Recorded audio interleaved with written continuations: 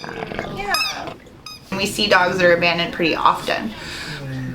But, you know, do what we can. You pick up the pieces and kind of help them move forward. I think of the shelter as like a launch pad. You know, you're here and we're going to try to help you bounce to the next place that you need to be.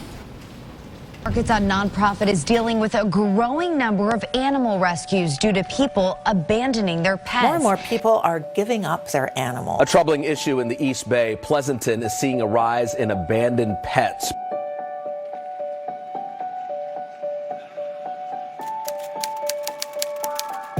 My name is Katie and I work at San Francisco Animal Care and Control. I am the acting supervisor of the behavior and training department, and I also work as the rescue coordinator for the dogs. Hi, B&T, we put our hands on every dog, almost every dog that moves through the shelter. If they are available for adoption, you know, everyone that comes in here, we hold either a stray, a surrender, whatever, and then somebody has to kind of look at them and go, okay, what's the best pathway for you? What's the best outcome? Do you need to go to the dentist and have your teeth done? Are they really rotten? Do you have a broken leg? You know, are you really scared? Are you super social and ready to party? How can we set you up for success here? So what B&T does is we do a behavior evaluation. She does. Play tub. Dogs that pass the behavior evaluation, we make them available for adoption here. Maybe you passed behavior but you didn't pass medical, or you didn't pass behavior or something. Those animals we kind of determine are best served by a rescue group that has more resources. Maybe they can take the dog to go get its teeth done or get it that surgery for that broken leg, or maybe the dog's really scared and it needs some time in a quiet home with someone being really nice to it, and then, you know, it can kind of build its confidence, and then the rescue group can adopt it out. We definitely get animals that come in a lot. We call them frequent flyers because for one reason or another they are at the shelter a lot. And some of those dogs, they walk in here and they're like, hey, is my room set up? I'll have a bowl of your finest, thank you. You know, because they're used to it and we are like a part of their lives. All right, Nancy. The first things I make sure I have are a bag of treats. And I like to have a variety because, you know, like we were saying, dogs are individuals. What one person might find super delicious and appealing, I might think that's gross, you know what I mean? Like my dad will do anything for a piece of carrot cake, and I think carrot cake is nasty. So just like dogs, you gotta find what is rewarding for them. But I tell people, always pay them for doing the things you want. Yeah. Yes. See? If you get hung up on the past stuff, I don't think it's easy to do this work.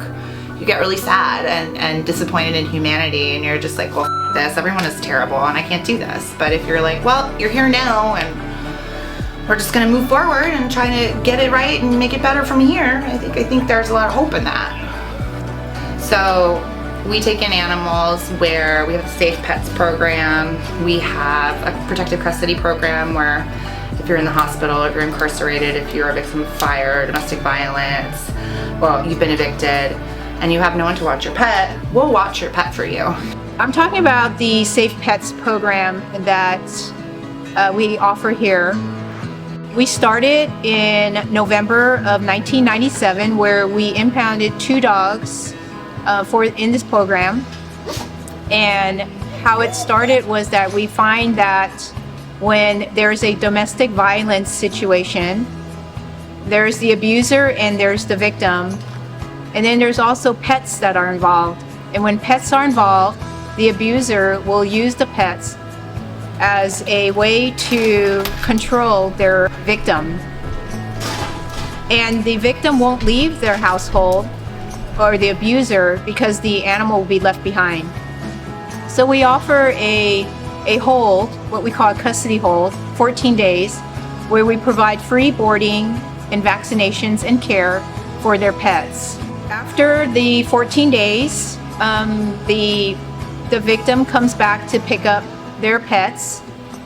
Nowhere is their name mentioned or searchable. in our records, we keep this under the Safe Pets program. So we don't give out any of the information under this program. If you're part of this program, your name is not mentioned anywhere. I think for the humans, there are definitely more programs that can help in a domestic violence situation. There is only one San Francisco Animal Care and Control that can help with the pets and in housing and caring for the animals.